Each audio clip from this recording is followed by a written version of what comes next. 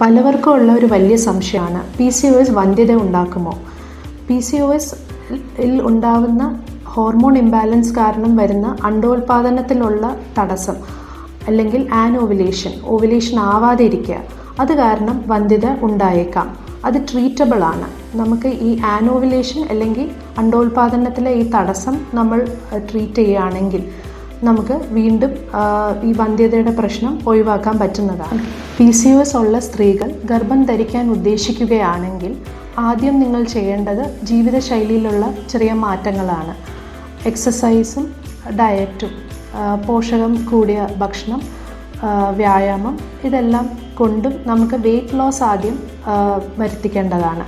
ഒരു 5 കിലോസ് ഒരു weight loss വരുമ്പോൾ തന്നെ നിങ്ങളുടെ ഈ ഹോർമോൺ ഇംബാലൻസ് മാറാനും പീരിയഡ്സ് കുറച്ചുകൂടെ റെഗുലറൈസ് ചെയ്യാനും ഓവുലേഷൻ അല്ലെങ്കിൽ അണ്ടോൽപാദനം നടക്കാനും അത് സഹായിക്കും.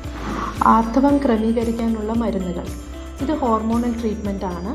നിങ്ങളുടെ പീരിയഡ്സ് ഒരു വർഷത്തിൽ ഒരു 4 അല്ലെങ്കിൽ 5 തവണ മിനിമം വന്നിരിക്കണം. അതിന് നമ്മൾ OCPs ഇടുന്നു. സൈക്ലിക്കലായിട്ട് 2-3 മാസത്തേക്ക് OCP തരുന്നു. പിന്നെ നമ്മളത് ബ്രേക്ക് ചെയ്ത് നോക്കുന്നു പീരിയഡ്സ് എങ്ങനെയാണ് വരുന്നത്. നമ്മളൊരു മെൻസ്ട്രൽ കലണ്ടർ മെയിൻറ്റെയിൻ ചെയ്ത് നോക്കാം.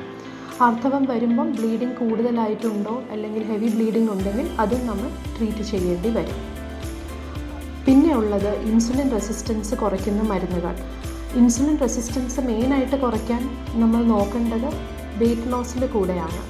നമുക്കൊരു 5 കിലോസ് എങ്കിലും ഒരു വെയ്റ്റ് ലോസ് വരികയാണെങ്കിൽ തന്നെ അത് നമ്മുടെ ശരീരത്തിൻ്റെ ഈ ഹോർമോൺ അളവുകളെ എല്ലാം നല്ല രീതിയിൽ ബാധിക്കുകയും പീരിയഡ്സ് ചിലപ്പോൾ റെഗുലറായി വരാനും സാധിക്കും.